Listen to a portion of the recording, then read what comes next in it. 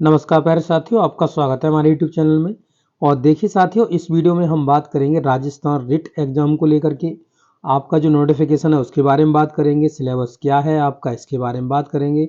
इसी के साथ साथ आपका जो यहाँ पे जो फॉर्म है वो आपके कब से स्टार्ट होंगे, आपकी एग्जाम डेट क्या रहने वाली है, आपकी फ़ीस कितनी रहने वाली है, इन सभी पॉइंटों पर हम बात करेंगे। तो आप वीडियो में अंत तक बने रहिएगा ताकि आपको पूरी इन्फॉर्मेशन यहाँ से दी जा सके। साथियों, अगर आप चैनल पर नए हो तो चैनल को सब्सक्राइब कर लीजिएगा, इस वीडियो को जरूर से लाइक कर दीजिएगा और अपने दोस्तों के साथ शेयर कर दीजिएगा। तो चलिए साथियों, वीडियो को स्टार्ट करते हैं। तो देखिए साथियों, यहाँ पे आप देख सकते हो ये जो नोटिफिकेशन है रीट का, वो आपका प्रीवियस का नोटिफिकेशन है। यानी जब 2022 में आपकी रीट परीक्षा कराई गई थी तब का ये नोटिफिकेशन है। तो इसके माध्यम से मैं आपके जो पॉइंट्स हैं, आपका फीस का पॉइंट है, आपका सिलेबस का पॉइंट है, ये मैं यहाँ पे डिस्कस कर दूंगा। आपका देखिए फीस यहाँ पे देखिए आपकी दी गई है, तो यही फीस आपकी रहने वाली है, इसमें कोई भी चेंजेस नहीं आएंगे। तो देखिए प्राथमिक स्तर पर जो आपके प्राइमरी लेवल पर आपका पेपर फर्स्ट होता है उसके लिए जो आपकी फीस है वो कितनी है, 550 रुपये है।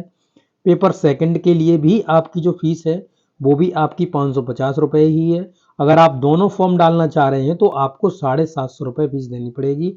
यानी पेपर फर्स्ट प्लस में पेपर सेकंड के लिए आपको जो फीस है वो आपसे 750 रुपये चार्ज की जाएगी। ठीक है साथियों, तो चलिए अब अगला पॉइंट हम देखते हैं। तो देखिए साथियों, आपका क्या क्या आता है सिलेबस में वो हम यहाँ पे बात करेंगे। यानी कि कौन कौन से सब्जेक्ट्स पूछे जाते हैं आपसे उसके बारे में बात करेंगे। तो ये प्राथमिक स्तर का है। तो प्राथमिक स्तर में जो आपके सब्जेक्ट आते हैं इसके लिए देखिए आपके 150 प्रश्न आते हैं और 150 प्रश्न के लिए आपको 2.5 घंटे मिलते हैं एग्जाम के लिए। ठीक है, 1 मिनट में एक आपको प्रश्न करना होता है। यहाँ पर आप देखेंगे खंड वन में आपका सीडीपी का पोर्शन हो गया। सीडीपी यानी बाल विकास हो गया। तो बाल विकास में जो आपका पूरा क्वेश्चंस आएगा सीडीपी में, वो आपके 30 क्वेश्चन आएंगे और 30 नंबर के ही आएंगे। ठीक है, 30 क्वेश्चन आपके 30 अंक के होंगे, देखिए यहाँ पे लिखा हुआ है। इसके बाद आपको ये भाषा होती है, भाषा आपकी फर्स्ट और सेकंड। तो फर्स्ट भाषा आपकी ये और सेकंड ये। ठीक है, अब आपने फर्स्ट भाषा में मान लीजिए इन भाषाओं में से आप चूज कर सकते हो, हिंदी, अंग्रेजी, संस्कृत, उर्दू, सिंधवी, पंजाबी, गुजराती। तो यहाँ पर मान लीजिए पहले में आपने हिंदी चूज कर लिया, तो हिंदी के भी आपको 30 क्वेश्चन देखने के लिए मिलेंगे और 30 नंबर के होंगे। मान लीजिए दूसरी में आपने इंग्लिश चूज कर लिया या संस्कृत चूज कर लिया, जो आपकी इच्छा करती है।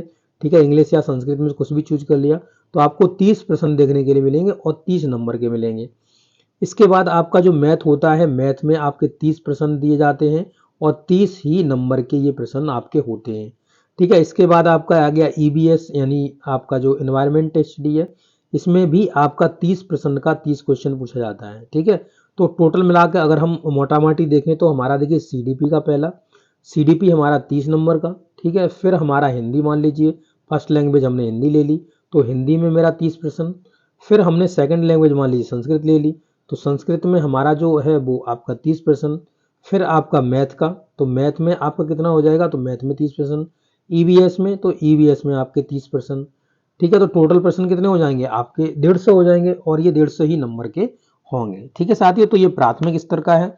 और जो द्वितीय स्तर का होता है वो क्या होता है उसके चलिए बारे में बात करते हैं। ठीक है, तो देखिए साथियों, यहाँ पे आप देख सकते हो ये द्वितीय स्तर का है। और द्वितीय स्तर में क्या क्या पूछा जाता है, पहला पोर्शन तो आपका सेम ही है, यानी सीडीपी का आपका पोर्शन 30 क्वेश्चन आपके और 30 नंबर के आपके पूछे जाते हैं। इसके बाद आप देखेंगे तो खंड ख में आप देखेंगे तो यहाँ पे भाषा का पोर्शन है।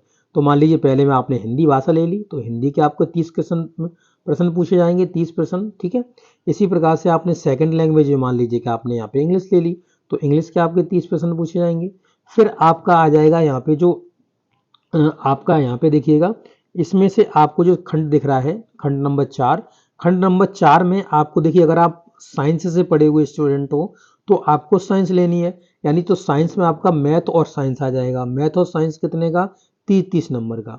तो आपको यहाँ पे मैथ 30 नंबर का देखने के लिए मिलेगा और आपको साइंस यहाँ पे 30 नंबर की देखने के लिए मिलेगी। ठीक है, यहाँ पे ईवीएस नहीं आती। ठीक है, एक चीज याद रख लीजिए, ईवीएस नहीं आती।